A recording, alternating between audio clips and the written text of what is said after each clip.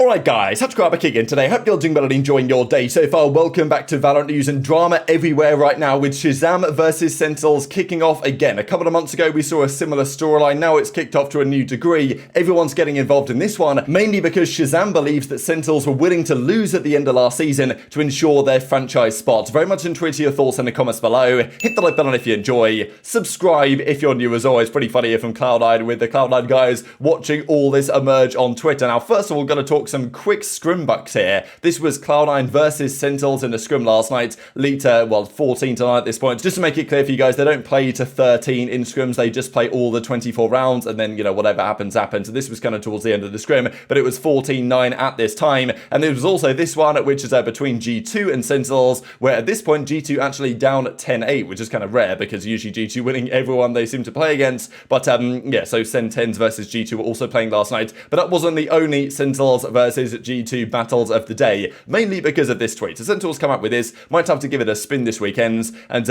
okay, so Psycho spins the wheel, the new coach of the team. He says to TenZ, hey, what is this for? And TenZ says, yeah, this is our strat book. And says it worked so well for us as Iceland. And then Psycho's gonna say, oh yeah, we can't use spinning the wheel as a strat book anymore. And if we zoom in, we see, you know, tactical crouch, TenZ go kill, which is what it particularly lands on, which obviously worked out rather well in Iceland. We've got stream over here at the left-hand side as well, so pretty entertaining stuff. Now, ShahZaM clearly had something to get off his chest here, and he comes out with the following. Oh yeah, one time I spun the wheel and it landed on please play with Shroud. We don't care if you win, just make it hype. We'll personally guarantee you a spot in franchising if you do. Now, this is a very interesting statement from ShahZaM for many different reasons. First of all, it implies, okay, we know they picked up Shroud at the end of the season. When they did that, I was like, surely this is just a content thing, right? I mean, and it basically was, let's be honest here. At the end of the day, they actually weren't too bad with Shroud. They were a decent team, and Shroud's a solid player, but like, come on, you're picking up Shroud, are you really intending to win anything? Probably not realistically. But apparently they told him, like, look, if you get, if you play with Shroud here, then we're going to be able to get our franchise spot guaranteed, because Riot are going to absolutely lap this up, right? There's no way Sentinels are going to get denied for franchising with that type of pull, which, okay, probably fair enough. So then ShahZaM was apparently told by the ownership that, like, hey, we'll personally guarantee you, I guess, individually a spot in franchising if you do, i.e., do this favor for me, ShahZaM, make it work with Shroud, make it just hype as hell, and then we'll make sure you get a spot next season. All of a sudden, he gets dropped from the team after the season anyway. Now, the CEO of Sentinels entirely denies that this was ever stated,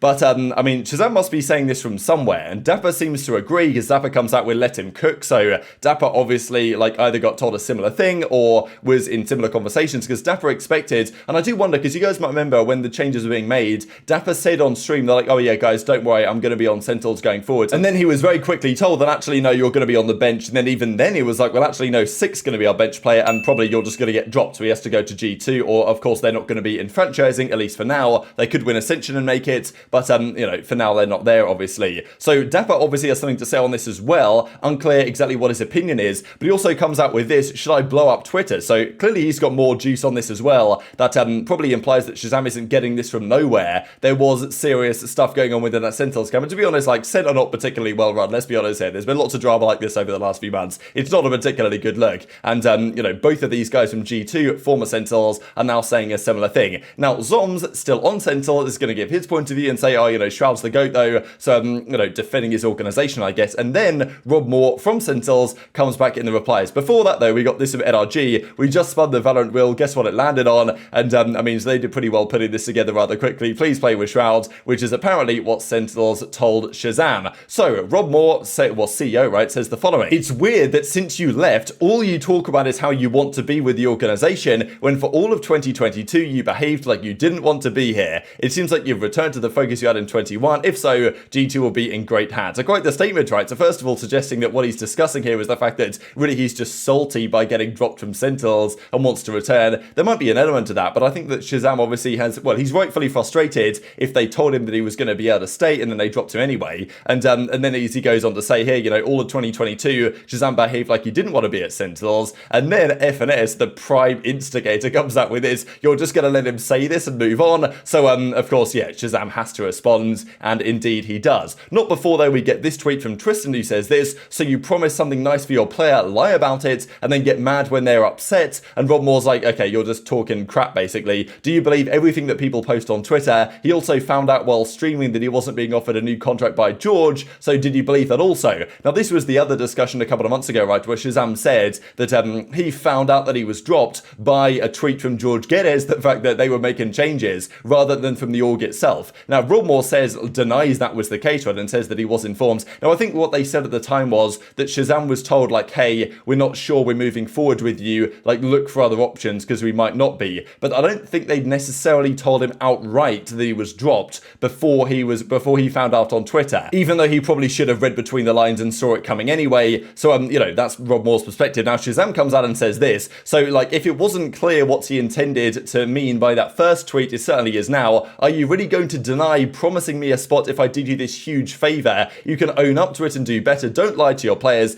Best of luck to you and your new team. And Rodmore still denies and says, I did not promise you that. So ShahZaM reckons that he got promised by someone that if you just do this huge favor for me and make this work with Shroud and make this really hype and everything so we definitely get our franchise spots, then no product will get you a spot in franchising next year. So, I mean, yeah, like that's what he says. You promised me a spot if I did this huge favor. Rodmore saying I didn't do that. So, you know, where are the receipts, right? Come on, can we not get some, I guess maybe it was a verbal discussion if it actually ever occurred. But, yeah, where are the receipts? I want to see the DMs. I want to see the emails. I want to see, I mean, look, if you're ShahZaM, you want that written in person, right? Let's be honest, or written in paper, sorry. Like, I'd want an email. If I'm ShahZaM and you're saying, look, do this huge favor and we'll give you a spot, I want that in writing, you know, like, and if it wasn't in writing, then I guess there's nothing offered or nothing, you know, promised to ShahZaM. But still, I'm sure he's frustrated and understandably for now being stuck in challenges after, you know, could have been on Sentinels next season, but maybe was never going to be. Now, Shroud, of course, sees this as like, oh my god, like, I don't know what to say about this one, right? I don't know what is going on.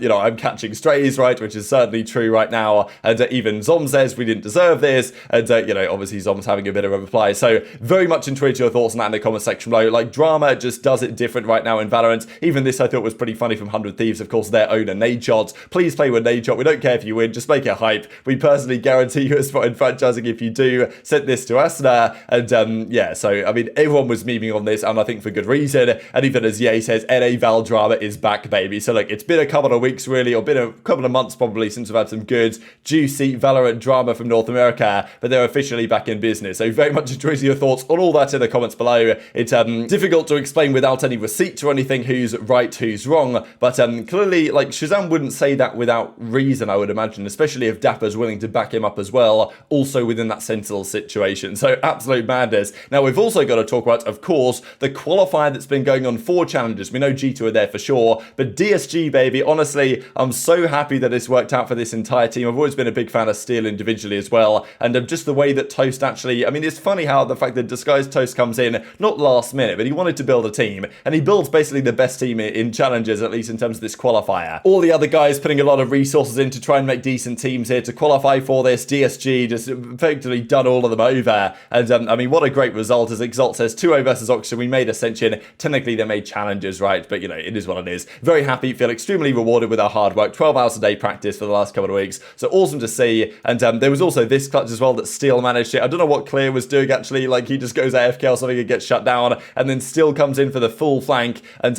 picks up, well, the 1v3 as well. This guy was so far away from all the action, right? But he rotates all the way back in and clutches a 1v3. A big one as well here. This is the first map against Oxygen that they ended up winning. And yeah, so he gets 1, 2, and then 3. The second one was through the smoke as well, through the wall. Gets the 3-piece for the dub. And this is the bracket as it stands. So there we go. We got the Nation got it taken down by Breakthrough, actually. So that's Stewie2K's team. So the first team to qualify was Brook, Thief, Flyer, Aproto, and Sim, or kind of, well, the first two, right, alongside that. The thing is that was funny. First map was 13-1 for the Nation. They just destroyed a map 1, and then they got beaten 13-9, 13-10. So they have another chance in the losers bracket. But the Breakthrough team that I thought was very good, they ended up winning. And then Disguised Toast team, let's go, baby. They took that Oxygen Esports 2-0. Honestly, Steel was slaying out here pretty hard as well. Map 1 Pearl 13-4. Steel was second fragger. And then Ascent was 13-10, but in the end, it's enough. And Disguised Toast team also qualifies. Awesome to see. Great story. I'm really happy because I was a little bit concerned when they signed these guys. They're like, okay, if it doesn't work out for them over the next couple of weeks, then the season's kind of chalked for them. But, you know, they really turned up, and the patience paid off for them. And what a great performance. So those two teams are in challenges alongside the other 6 that already were automatically invited. And then if we go down to losers, there are 2 more spots to be happening. So Oxygen Esports played the Silk Road. That's a qualifying spot tonight. And then the Nation played Dark Ratio. Now, this is actually a rematch here, the Nation versus Dark ratio from the start start of the winners bracket, if you guys go up to the top here, you'll find this match between Dark Ratio and the Nation. Last time this was 2-0 to the Nation. They played Haven 13-7. They played Ascent 13-7. I guess this time it probably should be closer, but nonetheless, they are still favourites, the Nation, as Stewie 2K seem to qualify. And look, whoever loses out of these LR 6 matches or loses round 6 matches, then they will still have a chance in the next Open qualifier, which is the last chance qualifier coming up next weekend. So that's absolute chaos on the day, but that's the updating challenges. 2 teams are in it. Really happy for Breakthrough and a Disguised Toast. They were definitely the best of the bunch there, and will deserve their spot alongside the 6 teams in G2, FaZe, TSM, the Guards, Shopify Rebellion, and M80, who have already locked in their spot. So very much enjoyed your thoughts on all this stuff in the comment section below. Hit the like button if you enjoyed. Subscribe if you're new. Take care, and I'll see you next time.